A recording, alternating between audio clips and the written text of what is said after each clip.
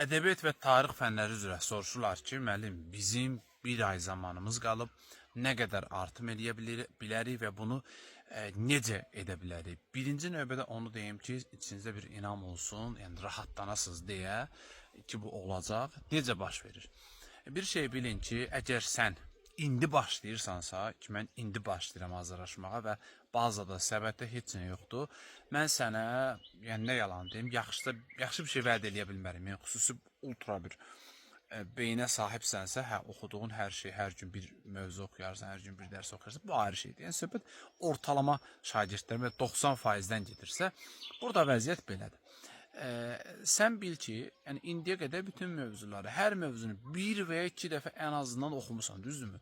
Sən ən azından bir neçə dəfə Səfəvi Osmanlı münasibətləri haqqında məlumatlanmısan. Sən bir neçə dəfə Müsbət Fəxrəddin Anamın kitabını dəfələrlə oxumusan.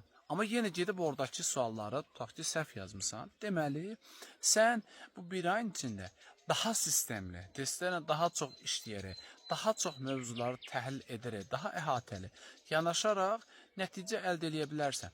Çünki artıq hər şey bitib, sadəcə nə lazımdır? Təqdimat lazımdır. Yəni, sənin belə deyəm, material olaraq hər şeyin hazırdır, amma sən onu ortaya çıxara bilmirsən. Yəni, servis edə bilmirsən, təqdimat etmə bacarığın yoxdur. Bunun üçün sənə, bəli, keyfiyyətli, işini bilən peşəkar müəllimlər lazımdır ki, onlar elə bilirəm ki, nəsə edə bilərlər və təbii ki, hər şey müəllim üzərinə, nə istəyirsən, hər şey müəllim üzərinə atmaq da olmaz.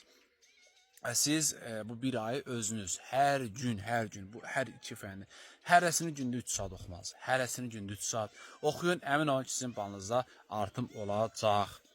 Rəhləmi tövşüdü buna. Nə istəyirsən, nə var, nədir? Bizim dərdimiz özümüzə bəsdir. Və beləliklə, bu hər iki fənn üzrə bizim həm əyani, həm də onlayn dərslərimizə icra altına qoşula bilərsiniz. Əyani dərslərimiz həm tarixdə, həm ədəbiyyatda həftədən az 4-5 dəfədə əyani olaraq, onlaynda da bu şəkildə tədris etməyi düşünürük. Ona görə qoşulmaq üçün əyani 099 882 1883 yazın. Onlayn isə 055 597 01 51 yazın. Əgər imtahanın səviyyəsi indiki kimi, 24 maydakı kimi düşərsə və siz deyilənlərin hamısını edərsə, əmin olun ki, nəticənizdə ciddi artım olacaq. İnşallah, yox əgər xüsusi bir fantastik edərlərsə, imtahan səviyyəsini 2 dəfə bunun ağır edərlərsə, bu zaman artıq görək başımıza nə gəlir. Hər birinizə uğurlar.